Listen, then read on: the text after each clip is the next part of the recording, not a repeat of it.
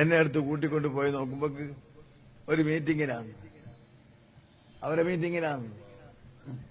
അവിടെ വെച്ചാണ് മൂപ്പരെക്കൊണ്ട് പറയിച്ചത്, സമസ്തക്ക് കയറ്റി കേസ് കൊടുത്ത ആളും ബാക്കിയിലാളും നശിപ്പിക്കണേ റബ്ബേന്ന് ചൊല്ലിക്കൊടുത്ത് മൂപ്പർ ചൊല്ലി. അതിലുണ്ടായെന്നാണ് ഈ വിഷയം. മൂപ്പർ പറഞ്ഞു.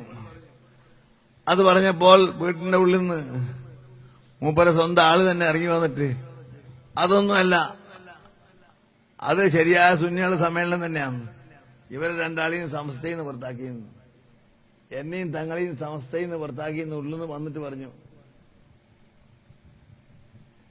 അപ്പോ ഷെയ്ഖിന പറഞ്ഞ്, എന്റെ ഹംസനെയും ഉള്ളാളന്തങ്ങളെയും സമസ്തയിൽ നിന്ന് പുറത്താക്കിയെങ്കിൽ ആ പുറത്താക്കപ്പെട്ട സമസ്തയിലാണ് ഞാന്. വല്ലാഹി വല്ലാഹി എന്റെ കാത് കൊണ്ട് കേട്ടതാണ്, അതിലാണ് ഞാൻ, മറ്റൊന്നിനല്ല എന്ന് പറഞ്ഞു. എന്നിട്ട് ഞാൻ പറഞ്ഞു, ഞങ്ങൾ രണ്ടുപേരും ആ എറണാകുളം സമ്മേളനത്തിൽ പോണോ, 6-ാം തീയതി സമ്മേളനത്തിൽ പോകണോ പോകണ്ടേ, നിങ്ങളെ സമ്മതിച്ചെങ്കിൽ പോകും, അല്ലെങ്കിൽ പോവില്ല എന്ന് പറഞ്ഞു. നിങ്ങൾ അവിടെ പോകണം, പോയിട്ട് ഹക്കിനെ തുറന്ന് പറയണോ. എന്നിട്ട് ഞങ്ങൾ രണ്ടുപേരെയും മന്ത്രിച്ചു.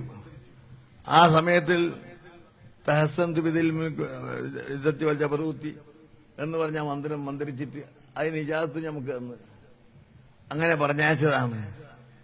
എറണാകുളത്ത് പോയിട്ട് ഹക്ക് പറയാൻ വേണ്ടി പിന്നെ രണ്ടാമത് പറയുന്നത് എവിടെല്ലോ കൂട്ടിക്കൊണ്ട് പോയിട്ട് പറഞ്ഞു കൊടുക്കലാന്ന്, എന്തെല്ലോ പറയലാന്ന്. ആ പറഞ്ഞാളിപ്പോ മാറ്റി മാറ്റി പറയുന്നുണ്ട് പോലും, അല്ലെങ്കിൽ ബാക്കിയുള്ള ആളൊക്കെ എന്തെല്ലോ പറയുന്നുണ്ട്. അങ്ങനെ പറഞ്ഞു നടക്കുന്നുള്ള കാലമുണ്ട്. സമസ്ത യഥാർത്ഥത്തിൽ നമ്മുടെ കൈവശാണ്, തങ്ങളെ ഏൽപ്പിച്ചതാണ്. തങ്ങള് ആ സമസ്ത ഏറ്റെടുക്കുകയും ചെയ്തു. തങ്ങൾ മരിച്ചതിന് ശേഷം, തങ്ങളെ ഹയാത്ത് കാലത്തിന് ശേഷം സംഭവങ്ങൾ പലതും ഉണ്ടായി. പല പ്രശ്നങ്ങളുണ്ടായ അവസരത്തിൽ വിദ്യാഭ്യാസ ബോർഡിന്റെ യോഗത്തിൽ വാസ്തവത്തിൽ ഞങ്ങളെ ഒഴിവാക്കാൻ തീരുമാനിച്ച എറണാകുളം സമ്മേളനത്തിൽ പോകണമെന്ന് പറയുന്ന ആ യോഗത്തിൽ കൂടി. അപ്പൊ അന്ന് യോഗത്തിന് പാർട്ടി ചോദിക്കുമ്പോൾ എല്ലാ യോഗത്തിനും തങ്ങളെ അധ്യക്ഷനാക്കല്. അന്ന് മഹാനായ സെക്രട്ടറി പാർട്ടിയെ വിളിച്ചിട്ട് വന്നാസി അത്യാവാട് മൂപ്പരനത് വരുന്നത്, തങ്ങളത് വരുന്നില്ല, തങ്ങളത് വേർക്കാൻ ക്ഷണിച്ചില്ല. ആ സമയത്തിൽ നമ്മൾ തങ്ങളെ ക്ഷമയെ പരിശോധിച്ചു. തങ്ങളൊന്നും ചെയ്തില്ല. മറ്റൊരാൾ അധ്യക്ഷനാക്കി യോഗം നടത്തി. പിന്നീട് ഒരു കാര്യം പറഞ്ഞു. കേസ് സംബന്ധമായി സെക്രട്ടറി ഇതുവരെ എടുത്ത എല്ലാ നടപടികൾക്കും അംഗീകാരം കൊടുക്കാന്ന് പറഞ്ഞു. ഞങ്ങളൊക്കെ പറഞ്ഞു, ഇനി എടുക്കുന്ന നടപടിക്കും അങ്ങനെ അംഗീകാരം വേണം. അപ്പൊ ഞങ്ങൾ പറഞ്ഞു, എല്ലാം സെക്രട്ടറി എടുത്തതെല്ലാം കമ്മിറ്റിക്ക് തന്നെ, ഇനി എന്തെല്ലാം എടുക്കുന്ന അതിനൊക്കെ അംഗീകാരം കൊടുക്കണമെന്ന് പറഞ്ഞാൽ ഞങ്ങൾ പറ്റൂല. ഒരു പക്ഷെ കളവുണ്ടെങ്കിൽ ആ കളവ് കേരള മുസ്ലിംകളുടെ ആധികാരിക സാംസ്കാരിക സംഘടനയായ സമസ്ത പ്രചരിപ്പിക്കാമെന്ന് പറഞ്ഞാൽ ശരിയാവൂല. അതുകൊണ്ട് കളവുണ്ടെങ്കിൽ അതിനെ ഒഴിവാക്കണം. അപ്പൊ പറഞ്ഞു 34 ആളാ പറയുന്നത് കളവില്ലാന്ന്, നിങ്ങൾ 6 പറയുന്നത് കളവുണ്ട്. ബലമുണ്ടായത് എങ്ങനെയാന്ന് മനസ്സിലായില്ല. അവിടെ വെച്ചിട്ടുള്ള തങ്ങള് ആ നേതൃത്വത്തിന്റെ മുമ്പിൽ മുഖത്ത് നോക്കിയിട്ട് പറഞ്ഞു, ഇന്നമായ ആയത്ത് ഓതിയിട്ട് ഈ കസാല ഞങ്ങൾക്ക് നൽകിയത് ഹക്കിനെ പറയാനാണ്, ബാത്തിലിനെ പറയാനല്ല. ഹക്കിനെ പറയുന്ന കസാലയിൽ മാത്രമേ ഞങ്ങൾ ഇരിക്കുകയുള്ളൂ. ഇവിടെ വെച്ച് ബാത്തില് കളവ് പറയണമെന്ന് പറഞ്ഞാൽ ഈ കസാല ഞങ്ങൾ ഇരിക്കൂല, ഞങ്ങൾക്ക് ഈ കസാല വേണ്ട, ഒരു കാലത്തും ഈ കസയിലേക്ക് വരാനുള്ള തോപ്പിക്ക് ചെയ്യാണ്ടിരിക്കട്ടെ എന്ന് പറഞ്ഞിട്ട് അവിടുന്ന് ഇറങ്ങി വന്നതാണ്. അന്ന് കുറെ ആളെല്ലാം കൂട്ടിക്കൊണ്ട് പോയിരുന്നു. വല്ലപ്പോഴും നല്ല ആളെ എടുത്ത് കൂട്ടിക്കൊണ്ട് പോയിട്ട് കട്ടിലുമെല്ലാം കയറ്റിയിട്ട് സമസ്തന്റെ മുകളിൽ കയറ്റി വോട്ട് ചെയ്യിപ്പിക്കാൻ വേണ്ടി നമുക്കെന്ത് വോട്ട് വന്നിനി ഇറങ്ങി വന്നതാണ്. തങ്ങളും ഞങ്ങൾ ഇറങ്ങി വരുമ്പോ റോഡിന്റെ ഇരു പാർശ്വങ്ങളിലും ഞങ്ങളെ കൂക്കി വിളിക്കാനായി നിരവധി സമുദായത്തിന്റെ ആളെ അണിനിരത്തിയിരുന്നു. പക്ഷേ സത്യത്തിന്റെ മുഖം, സത്യത്തിന് വേണ്ടി തുറന്നു പറയുന്ന മുഖമായ ബഹുമാനപ്പെട്ട താജുലുലമായ മുഖം നോക്കിയപ്പോൾ ഒരക്ഷരം ഉരിയാടാൻ കാമ എന്ന് പറയാൻ ആളുണ്ടായില്ല. വളരെ ധൈര്യത്തോടു കൂടി ഇങ്ങോട്ട് വന്നു. ഞങ്ങള് പ്രവർത്തനം ആരംഭിച്ചു. പ്രിയപ്പെട്ട മുഅ്മിനീങ്ങളെ, എന്നിട്ട് വിദ്യാഭ്യാസ ബോർഡിന്റെ യോഗത്തിൽ വെച്ചിട്ട് തങ്ങളോട് ആടെ വലിയ പ്രശ്നമുണ്ടായി. എന്താണ്? വിദ്യാഭ്യാസ അടുത്ത വിദ്യാഭ്യാസ യോഗത്തില് ബോർഡിന്റെ യോഗത്തില് 4ാം ക്ലാസ്സിലെ അഖ്ലാഖിലെ പാഠത്തെക്കുറിച്ച് ചർച്ചയായി.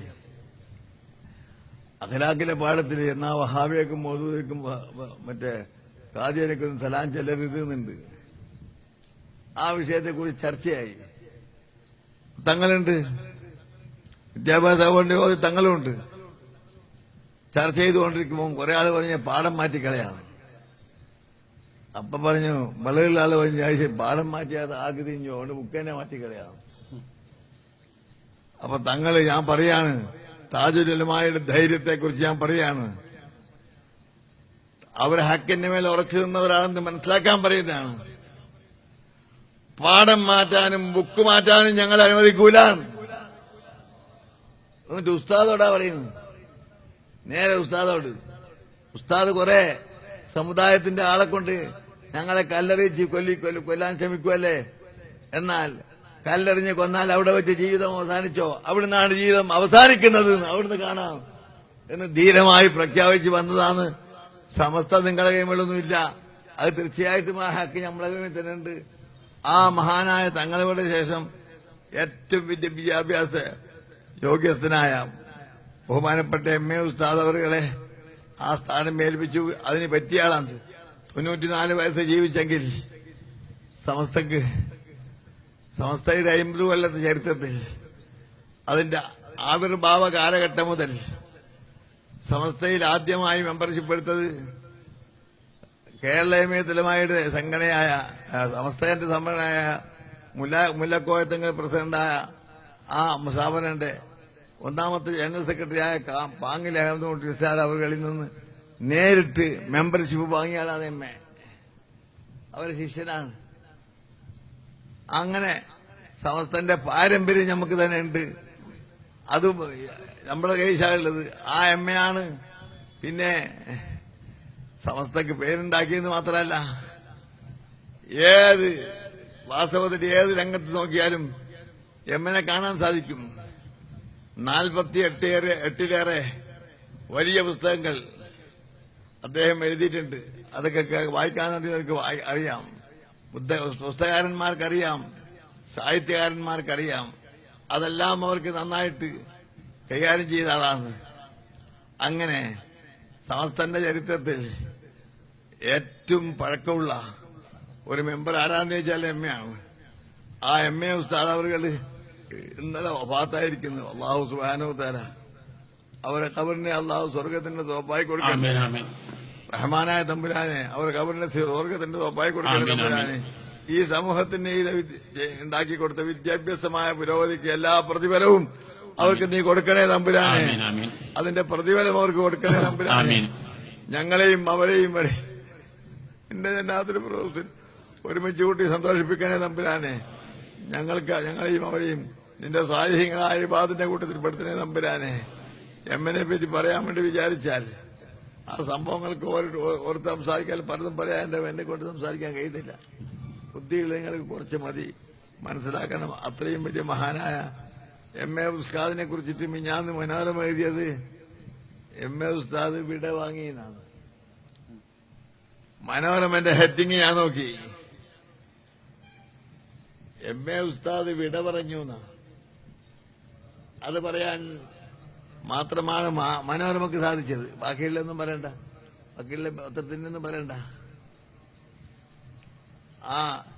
ഈ സമൂഹത്തിന് സേവനം ചെയ്തവർ വിട പറഞ്ഞു. ഇനിയും ഒരുപാട് സേവനം ചെയ്യണം ആയിരുന്നു. അള്ളാഹു അവർക്ക് പ്രതിഫലം കൊടുക്കട്ടെ.